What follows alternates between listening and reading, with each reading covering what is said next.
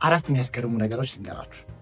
አንደኛ ይሄ ዲጂታል ኢንቪቴሽን ካርድ ከመጥሪያነት ባለፈ በዕለቱ የጠራችኋቸው ሰዎች የሚያነሱትን ፎቶዎች ወደ እናንተ መላክ የሚችሉበት ሲስተም አለ። ሁለተኛ ዲጂታል ኢንቪቴሽናችሁ ለምጠሯቸው ሰዎች ላዩ ላይ ዩኒክ QR ኮድ ኖሮት ለመግቢያነት ሊያገለግል ይችላል። ብዙ ጊዜ ደግሞ ሰርግ ለሚጠሩ ሰዎች የሚስተጋገሉት መግቢያ ካርዳቸውን በመርሳት ነው። ስልካቸው ግን ሊረሱ አይችሉም። ሶስተኛ RSVP ስለሚኖረው የምጠሯቸው ሰዎች የሰርጋችሁ ዕለት መገኘት መቻል አለመቻላቸውን ያሳውቋቸዋል።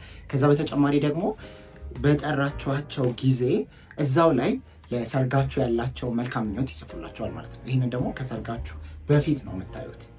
አራተኛ እርግጠኛ ነኝ ይህንን ያገባችሁ ራሱ ምን አለ በዲጂታል ኢንቪቴሽን ሰርጌን በጠራው ኖሮ ትላላችሁ። ዲጂታል ኢንቪቴሽናችሁ ሰርጋችሁ ምን ያህል ቀን እንደቀረው ካውንት ዳውን ይኖረዋል።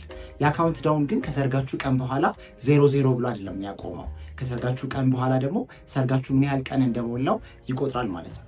ስለዚህ ምንሰጣችሁ ይሄ ዲጂታል ኢንቪቴሽን ከእናንተ ጋር ላይፍ ታይም የሰርጋችሁን ጊዜ እየቆጠረ ይኖራል ማለት ነው። የኔ ሰርግ ለሰርጋችሁ